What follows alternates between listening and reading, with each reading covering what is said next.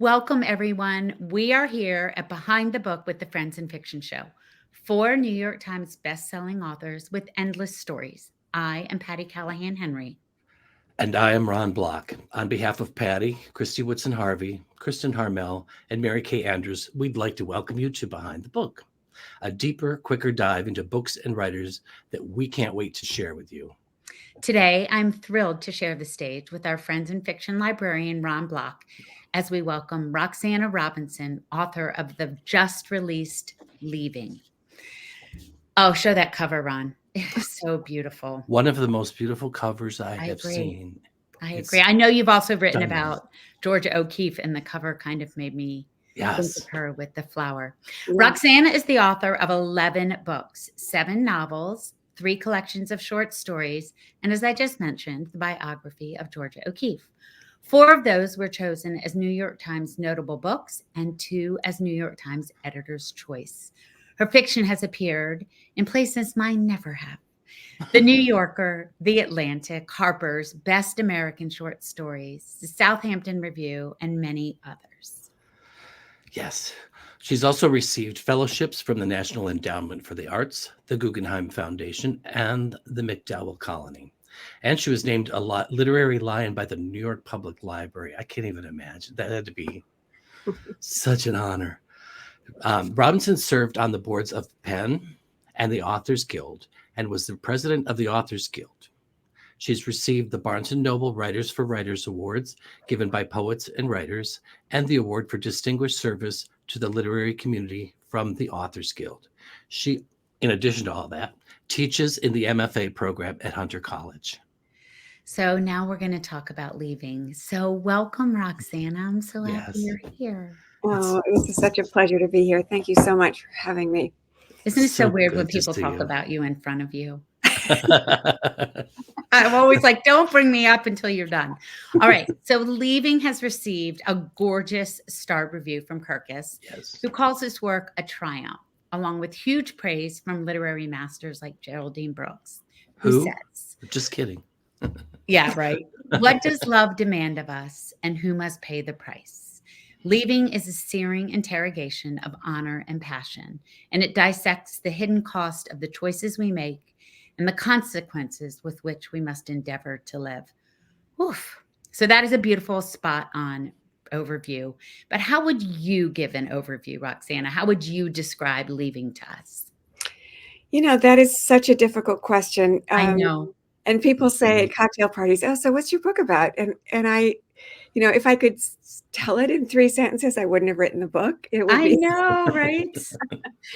but it's about, I write about the things that I see around me that interest me. And in this book, I was writing about something that I was seeing. And so in the second half of your life, romance is completely different from the way it is when you're in your 20s. So it's just, there's so many different things that you have to deal with, so many parts of your life that didn't exist when you were in your 20s. And so I was really interested to explore that notion of to see passion is the same, and many parts of your life are the same. If you're healthy and you're 60, you do everything you did when you were 20, but your life is different and you have different responsibilities. And so your romance is going to turn out to be different. And not just Yes. different, but the family dynamics are completely different than when you're in your 20s. There are other obligations that didn't exist beforehand. Yeah, That when you're is in your true. 20s, you can sort of say to your parents, I don't care if you don't approve. It's my life. But you Right. can't say that to your children. Mm, You can't. that Or you is true. can, but what are the consequences of that, right? Yes, what a great exploration. So, as I wrote to you, this book is just a sheer joy for me. From the first page, the scenery and that opening scene is just glorious and says so much about them. But where did the initial inspiration for the story come from? That it's always hard for me to say. It's not exactly clear. And I don't know why I opened it. I mean, I opened it at the opera. Yeah. Not for any reason. It's a place that my husband is really the opera buff in my family, and he's the one that took me to the opera over and over. So it became a kind of an enchanted space for me.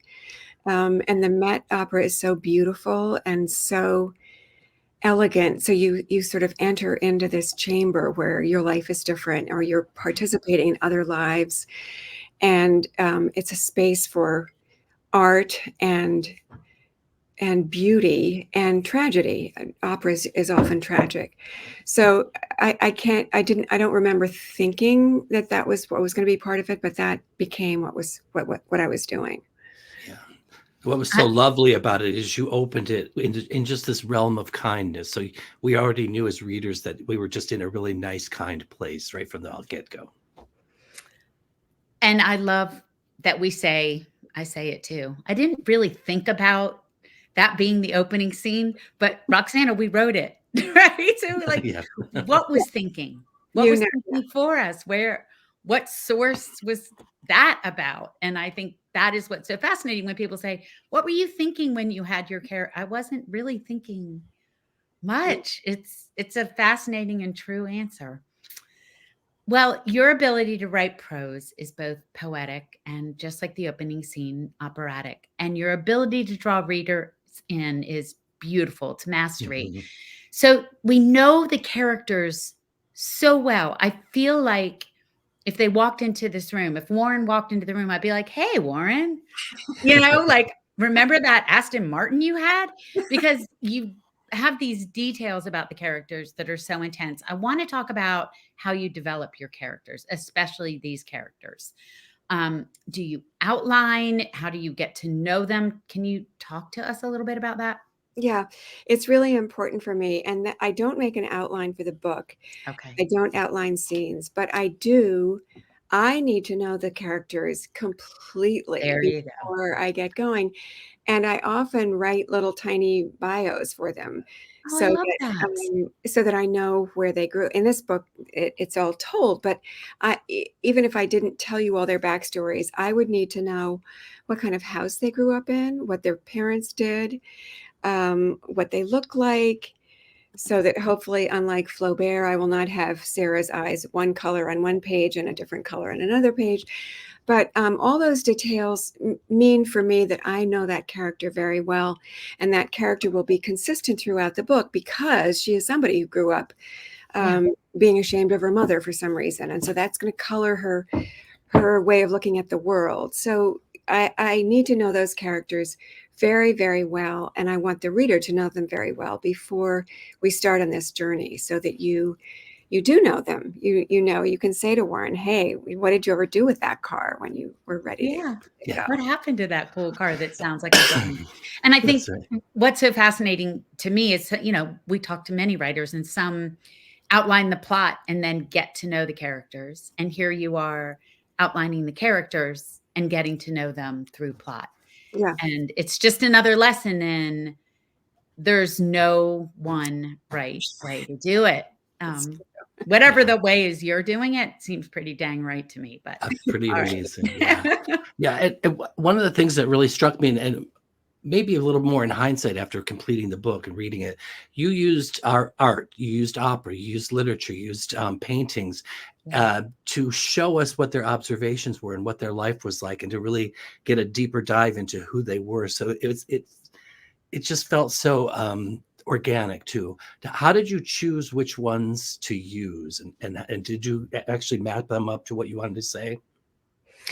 No, and the Tosca was it's an opera that I love. It's very incredibly beautiful. The set was designed by Zeffirelli, and it's just extraordinarily beautiful Yeah. to enter in.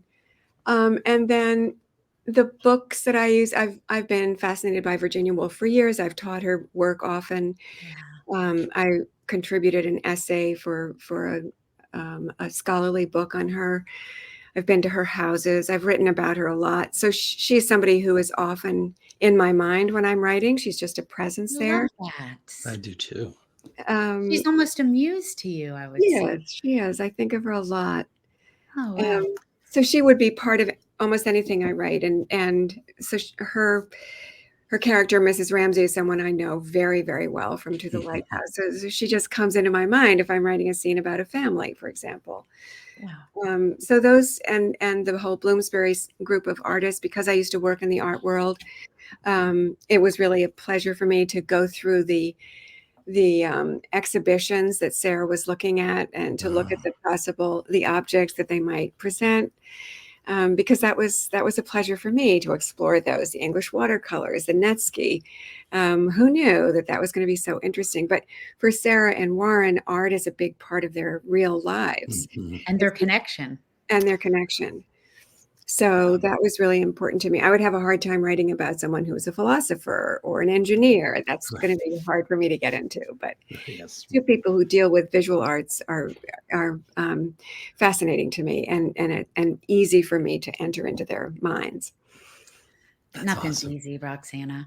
So a great deal of this book discusses, it doesn't as much discuss as show the idea and the complications of second chances. So do you think these chances are worth the risk, or is it better to play it safe and not rock the boat? It opens with Tosca. Yeah, there you go. And I think that passion is one of the great, great joys of human life. Yeah. And I would never say don't choose passion. Yeah, never. I love that. You just gave me chill bumps. I know. Now I want to read the book again. I know. All right. So also in so much of the book, you explore, of course, morality, and it's done so effectively. Why do you think it's so effective to write about that very complicated theme? Well, morality has always interested me, and most of my books are about moral choices.